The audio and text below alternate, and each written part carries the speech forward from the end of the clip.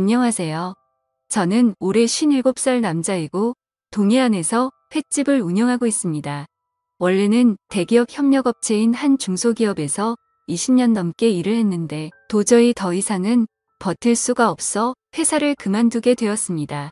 원래 사장이 건강에 문제가 생기면서 사장 아들에게 회사 경영권을 물려줬는데 새로 들어온 젊은 사장이 하는 짓이 완전히 개차반인 겁니다. 자기 아버지 뻘인 부장 이사들한테 반말하는 것은 기본이고 조금이라도 자기 마음에 안 들면 월급은 많이 받아가면서 대체 하는 일이 뭐가 있냐며 회사 돈이나 축내는 인간들 다 잘라버려야 한다며 폭언을 쏟아내더군요. 그럼에도 불구하고 간 슬기를 다 빼놓고 그 밑에서 버티는 사람도 있었지만 저를 비롯해 나이 50을 넘긴 퇴직이 가까워진 사람들은 그 처사를 견뎌낼 수가 없었습니다. 앞으로 다녀봐야 몇 년 머리에 흰머리 나는 나이에 대접받느니 일찌감치 회사 정리하고 제2의 인생을 시작하자 결심을 한 것이죠. 아이들은 아들 하나 딸 하나 있는데 아들은 대학 다니다 군대 들어갔고 딸은 대학을 다니면서 자기를 똑 부러지게 하고 있으니 걱정할 것이 없었습니다. 그래서 저는 회사를 그만두고 아내와 함께 동해안에 자리를 잡았습니다. 아내는 손 감각이 좋고 요리에 관심이 많아 일식, 한식, 중식 요리사 자격증을 가지고 있습니다. 진작부터 식당을 해보려고 했지만 식당을 시작할 자금이 없어서 퇴직 끝나면 그때 식당을 하자며 미루고 있었는데 회사를 그만두면서 식당을 시작하게 된 거죠. 우리는 횟집 할 만한 곳을 알아보기 위해 약 한 달을 다니다 횟집과 민박집을 같이 운영할 수 있는 괜찮은 식당을 발견했습니다. 차도로 쪽이라 오다 가다 접근하기도 좋고 건물은 지은 지 16년 정도 된 것이지만 철근과 콘크리트로 워낙 튼튼하게 지은 집이라 외벽만 잘 정리하면 말끔하게 단장하기는 어렵지 않을 것 같았습니다. 게다가 주차장으로 이용 가능한 넓은 마당이 있고 바닷가까지 걸어서 3분 거리에 있다 보니 민박을 운영하기에도 최고의 장소였지요. 우리 부부는 여기가 우리 자리라고 생각하고 퇴직금에 살고 있던 집까지 처분해서 4억 6천을 주고 횟집을 매매했습니다. 횟집을 말끔하게 손보고 민박집과 횟집을 홍보할 사이트도 개설했지요. 블로그와 SNS를 통해서 횟집과 민박집 홍보도 하고 온라인 예약도 받으며 횟집과 민박집을 운영해 나갔습니다. 처음에는 우리 두 사람이 일을 하다가 새벽 경매며 식당 운영이며 두 사람으로는 역부족이라 주방에서 설거지도 해주시고 음식도 도와주시는 60대 아주머니 한 분을 고용해서 식당을 운영해 나갔습니다. 횟집은 엄청 호황은 아니었지만 드라이브 코스로 좋은 곳에 위치해서 계절을 타지 않고 손님이 꾸준히 찾았습니다. 저는 저대로 아내는 아내대로 바빴고 기덥고 가게세 없이 하는 장사이다 보니 미치는 장사는 아니었습니다. 우리가 부지런히 움직이는 만큼 매출도 늘어나니 일하는 재미도 있었지요. 돈도 다시 모이기 시작했습니다. 아내는 원래 사람한테 부침성이 있고 사업 수완이 좋아 한 번 온 손님들도 단골로 만들 줄 알고 주변 사람들과도 얼마 지나지 않아 친해져서 사람들을 만나면 얼마 지나지 않아 서로 언니 동생 하는 사이가 되더군요. 그렇게 4년 무난하게 잘 지냈습니다. 그런데 호사다마라고 하더니 좋은 일에는 꼭 막아 끼더군요. 50 후반에 인생 풀리고 우리 부부 노년 행복하게 잘 지내나 했는데 아내가 제 뒤통수를 칠 줄은 꿈에도 생각 못했습니다. 아내가 동해안으로 이사 온 지 3년 만에 동네 아주머니들이랑 친하게 지내면서 개모임을 하더군요. 한 달에 돈 20만 원씩 내서 1년에 한 번씩 돌아가면서 돈을 받는 걸로 5명이 개를 시작했습니다. 원래는 개주가 따로 있었는데 개주를 하던 아주머니가 나이가 많아 병원 다닐 일이 많아지고 다른데 신경 쓸 겨를이 없어지자 아내가 개주 자리를 물려받아 개주를 하게 되었지요. 개모임을 하는 사람들은 서로 마음도 잘 맞는지 가끔 모여서 술도 한잔하고 봄에는 같이 꽃놀이도 가곤 하더라고요. 우리 식당에 와서 밥을 먹기도 하고요. 그래서 특별한 예약 손님이 없으면 아내는 사람들 만나서 스트레스 푼다며 약속을 잡아서 나가고 일 정리는 주방 아주머니하고 제가 했습니다. 그런데 아내의 외출이 꽤 잦았습니다. 어떤 날은 모임이 있다고 나가고 어떤 날은 돈을 거들러 나간다 하고 저녁이 되면 손님 빠지기 무섭게 밖으로 나가더라고요. 무슨 재미난 약속이라도 잡아 놓았는지 일을 하면서도 손님들 언제 빠지나 눈이 빠지게 기다리면서 시계 한 번 쳐다보고 손님 한 번 쳐다보고 나가고 싶어서 안달이나 있었습니다. 그런데 한 번 나가도 길어야 2시간이라 크게 신경 쓰지 않았습니다. 그냥 바람 쐬러 다녀오나 보다 생각했지요. 그런데 어느 날 아내가 나가고 바로 손님 4명이 왔습니다. 아내가 없으면 해를 뜰 사람이 없어 저는 아내한테 바로 전화를 했지요. 그런데 아무리 전화를 해도 전화를 안 받는 겁니다. 그래서 손님들한테 너무 죄송하다며 오늘 주방에서 일하는 사람이 일찍 나갔다고 다음에 오시거나 아니면 한 종류로 드시라고 했지요. 그랬더니 그냥 해물탕으로 해달라고 하셔서 주방 아주머니한테 해물탕을 달라고 말씀드리고 저는 계속 아내한테 전화를 걸어봤습니다. 그런데 한참 동안 전화를 받지 않더니 20통도 넘게 했을 때 그제야 아내가 전화를 받더라고요. 저는 순간 너무 짜증이 나서 손님 왔는데 뭐 하는 거냐며 왜 전화도 안 받냐고 소리를 쳤더니 아내가 어쩔 줄을 몰라 하면서 지금 간다며 30분 후에 도착했더라고요. 그때 와봐야 이미 손님들은 탕 먹고 있었고 급한 불은 다 끈 다음이었지요. 저는 주방 아주머니 고생하셨다고 먼저 가시라고 하고 아내하고 늦게까지 정리하고 집으로 왔습니다. 제가 도대체 뭐 한다고 전화 오는 줄도 몰랐냐면서 전화는 왜 안 받았냐고 하니 언니 동생들하고 수다 떨다 전화를 진동으로 해놔서 몰랐다고 다음에는 전화 잘 받겠다고 하더군요. 그래서 저는 한 번만 더 이런 식으로 하면 앞으로 개모임이고 뭐고 아무데도 못 갈 줄 알라면서 단단히 일러두었지요. 아내는 알겠다고 다음부터는 전화 꼭 받겠다고 하더군요. 그리고 며칠 잠잠하더니 그 다음 주 아내는 한동안 동생하고 언니를 못 봤다고 잠깐 보고 와도 되겠냐고 하더라고요. 그래서 저는 그때 한마디 한 것 때문에 내 눈치 보는 것이 미안해서 나갔다 오라고 했죠. 하루 종일 일한다고 힘들었으니 스트레스 풀고 오라고요. 그런데 그 다음 날 아내하고 개모임을 하는 아주머니 한 분이 식구들하고 저녁을 먹는다고 우리 식당에 왔습니다. 그리고는 아내를 보자마자 요새 식당이 엄청 바쁜가 봐 얼굴 보기가 힘드네. 하기사 얼굴 보는 게 뭐 대수야 식당 잘 되는 것 같아서 나도 좋네. 하더라고요. 그랬더니 아내가 제 눈치를 보면서 대답도 제대로 못하고 그냥 그렇지 뭐 말을 얼버무리더니 뭐 먹을 거냐면서 말을 돌리더라고요. 저는 이상하다 싶었지요. 어제 분명히 개모임 갔다 온다고 했는데 개모임에 같이 하는 사람이 얼굴 본 지 오래됐다니요. 무슨 착오가 있는 건가 싶어 밤에 아내에게 어제 모임에 안 나갔냐고 물었지요. 그랬더니 아내가 그러더라고요. 당연히 갔었지. 그런데 저 언니가 늦게 와서 나를 못 봐서 그래. 나는 당신 기다릴까봐 일찍 나왔지. 그래서 그러는 거야.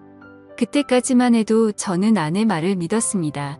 그런데 그 다음 날 아내가 오늘 식당에 손님도 일찍 떨어졌으니 또 나갔다 오겠다고 하더라고요. 그래서 어디를 또 나가냐고 하니 오늘은 오랜만에 여자들끼리 모여서 노래방에 가기로 했다나요. 그래서 알겠다며 보냈는데 아내가 나가자 식당에서 일하는 아주머니가 혼잣말로 찝찝해. 나는 저렇게 성실하게 식당에 붙어서 일하는데 저렇게 틈만 나면 나가니 소문이 나지 않나. 어쩌려고 저러는 건지. 아니 굴뚝에 연기 나랴. 하여튼 말세다 말세 하시는 겁니다. 그래서 제가 무슨 소문이 났어요? 혹시 집사람한테 안 좋은 얘기 돌아요? 하고 물었지요. 그랬더니 아주머니가 주저앉으실 듯 깜짝 놀라시면서 나는 아무 말 안 했는데 무슨 말 들었어? 하시더라고요. 그래서 제가 방금 얘기하셨잖아요. 소문이 났다고 말세다 하셨잖아요. 그랬더니 주방 아주머니는 나 몰라, 나 아무 말 안 했어. 나 일 다 했으니까 가도 되지. 그럼 내일 봐. 하고 도망치듯 나가시더군요. 저는 뭔 일이 나도 제대로 났구나 생각이 들었습니다. 상당히 느낌이 안 좋더군요. 저는 아내랑 같이 개모임을 같이 하는 아주머니 집에 전화를 걸어봤습니다. 오늘 노래방에서 만나기로 했다던 아주머니가 전화를 받더군요. 저는 뭐라고 할 말이 없어 그냥 안부 전화 드렸다고 다음에 좋은 게 들어오면 전화 드릴 테니 놀러 오시라고 하고는 전화를 끊었습니다. 그리고 저는 우리 집에 횟감을 주로 대주는 선장집에도 전화를 걸어봤습니다. 그랬더니 역시나 노래방에 함께 있어야 할 아주머니가 얼큰하게 취한 목소리로 전화를 받았습니다. 그래서 오늘은 아무 데도 안 나가시나 보네요. 아니면 벌써 술 한잔하고 들어오신 거예요? 하니 아주머니는 세상 사는 낙이 없어서 집에서 혼자 술 한잔하고 있다고 하더군요. 그리고는 이 인간은 어디를 그렇게 돌아다니는지 맨날 늦게 기어들어 온다면서 남편 욕을 막 해댔습니다. 저는 속으로 남편한테 맺힌 게 많으신가 보다 생각하고 몸 상하니 적당히 드시라고 전화를 끊었지요. 전화를 끊고 나니 이상했습니다. 개모임하는 사람이라고 해봐야 아내까지 합쳐서 5인데 그중 2사람이나 빠졌으니까요. 저는 일단 식당을 정리하고 근처에 있는 마트로 갔습니다. 그 마트는 주로 낚시하는 손님을 상대로 하는 곳인데 그 마트 형수님도 집사람과 개모임을 하는 사람이었지요. 그곳에 가니 형님이 마트를 보고 있더군요. 그래서 제가 형수님은 어디 가셨나 보네요. 형님 혼자시네요. 얘기를 하니 저 안쪽에서 마트 형수님이 나오면서 이 시간에 웬일이에요? 벌써 식당 문 닫았어요? 하고 나오더라고요. 저는 노래방에 있어야 할 사람이 왜 여기 있나 싶어 기가 막혀서 아무 말 안 하고 서 있다가 저녁 먹은 게 소화가 잘 안 된다면서 맛있는 소화제 하나 달라고 해서 사가지고 나왔죠. 분위기가 이상하게 돌아가더라고요. 저는 아내한테 전화를 걸었죠. 아내가 말한 경자 언니는 집에서 혼자 술 마시고 있었고 혜숙이 언니는 마트에서 나한테 소화제를 줬는데 어디서 옆에 같이 있는 척 언니들 이름을 부를 수가 있는지 저는 정말 기가 막혔습니다. 어디서 생쇼를 하냐는 말이 목구멍까지 올라왔지만 저는 억지로 참고 알았다고 전화를 끊었지요. 전화를 끊고 저는 오만 생각들이 다 들었습니다. 무슨 짓을 하고 다니는지 눈도 깜짝 않고 거짓말을 하는 걸 보니 너무 배신감이 들고 지금까지 내가 한솥밥 먹고 한 이불 덮고 산 사람이 이런 사람이었다니 너무나 허무했습니다. 너무 열이 받아서 술이라도 들이부었으면 속이 좀 풀릴 것 같았는데 술 마시면 나도 모르게 폭발해 버릴 것 같아서 저는 냉수만 들이키고 있었죠. 잠시 후 아내는 아주 기분 좋은 얼굴을 하고는 여보 나와서 뭐해 평소 안 내던 코소리까지 내더니 노래를 너무 열심히 불렀더니 땀이 다 났네. 나 좀 씻을게 하고는 들어가 버리더군요. 아내가 씻으러 들어가자 저는 일단 아내 휴대폰부터 열어봤습니다. 통화 기록, 카톡 기록을 보니 제가 전화한 것을 제외하고는 오늘 아무하고도 연락하거나 통화한 기록이 없었습니다. 아무래도 통화 기록이나 대화 내용을 지운 것 같았습니다. 요즘 제가 자꾸 전화를 하고 어딜 가냐고 물어보니 특별히 조심했던 모양입니다. 저는 전화기는 다시 제자리로 돌려놓은 뒤 컴퓨터를 켰습니다. 컴퓨터를 켜서 아내의 위치 확인을 하기 위해 아내 구글 계정으로 들어갔지요. 아내는 컴퓨터와 스마트폰을 쓰기만 할 줄 알았지 컴퓨터와 전화기가 다 연결돼 있다는 걸 몰랐습니다. 이메일로 로그인만 하면 별의별 정보를 다 확인할 수 있다는 건 아내는 꿈에도 생각 못했을 겁니다. 몇 달 전 아이폰으로 바꾸고 나서 그 계정을 제가 다 만들었으니 아내 이메일 열어보는 것이야 아무 일도 아니었지요. 저는 아내 이메일을 열어 아내 전화기에 등록되어 있는 전화번호를 먼저 살펴봤습니다. 아는 사람들 외에 특별히 눈에 띄는 사람은 없었습니다. 그 다음은 구글 위치 기록을 살펴봤습니다. 오늘 아내가 갔던 위치 기록을 살펴보니 아내가 오늘 간 곳은 뜬금없이도 부두였습니다. 부두에 노래방이 있었나 생각이 잠깐 들기도 했지만 부두에는 노래방이 있을 리가 없었습니다. 그런데 부두에 왜 갔을까 의문이 생기더군요. 거긴 정박된 어선들만 있을 뿐 주변에는 아무것도 없는데 거기를 왜 갔는지 저는 도저히 알 수도 이해할 수도 없었습니다. 저는 너무 이상하다 생각하며 다른 기록들도 살펴봤지요. 그 결과 아내가 외출한다고 나갈 때마다 부두로 갔었고 그곳에서 한두 시간 머물렀다는 것을 확인할 수 있었습니다. 부두 그 밤의 부두라니 깜깜한 밤의 부두에 갔다가 그곳에서 한두 시간 머물다 돌아온다. 아무리 생각해도 이상한 일이었습니다. 저는 컴퓨터를 끄고 아내한테 잠깐 나갔다 온다고 얘기한 뒤 차를 타고 부두로 향했습니다. 저는 부두에 도착해 차를 세우고 부두를 걸었습니다. 부두에는 아무리 둘러봐도 아내가 머물 만한 곳은 보이지 않았습니다. 가로등도 제대로 없는 깜깜한 부두에는 아침에 출항할 배들만 둥둥 떠 있었지요. 저는 아무래도 이상하다 생각하며 다시 차를 타고 집으로 돌아오려는데 흥얼흥얼 노래를 부르며 주차장으로 걸어오는 사람이 있었습니다. 우리 집에 횟감을 대주는 선장이더군요. 저는 내려서 선장에게 인사를 할까 하다가 그만두었습니다. 괜히 제가 이 밤에 부두를 서성거렸다는 소리가 아내 귀에 들어가면 안 되니까요. 저는 선장이 떠나고 난 뒤 차를 몰고 집으로 돌아왔고 집에 들어오니 아내는 벌써 골아떨어져 있더군요. 저는 그날 밤 한숨도 못 잤습니다. 왜 아내가 부두에 그렇게 자주 갔는지, 왜 거기서 머물다 왔는지 머리가 너무 복잡했습니다. 저는 다음 날 잠도 못 잔 얼굴로 여느 때와 다름없이 새벽 경매장으로 나갔다가 잠시 한숨 자고 다시 식당으로 나갔습니다. 아내는 열심히 일을 하고 있더군요. 그날은 약속 없이 집으로 들어왔고 그 다음 날 아내는 또 언니들하고 약속 있다면서 나갔습니다. 아내가 나간 후 저는 컴퓨터를 켜서 아내의 위치 이동을 확인했습니다. 아니나 다를까 아내는 또 부두로 향하더군요. 저는 택시를 불러서 타고 부두로 향했습니다. 부두 주차장에는 우리 차가 주차돼 있었습니다. 택시에서 내린 저는 어디서 인기척이라도 들리는지 귀를 쫑긋 세우고 불빛도 없는 부두를 조심조심 걸었습니다.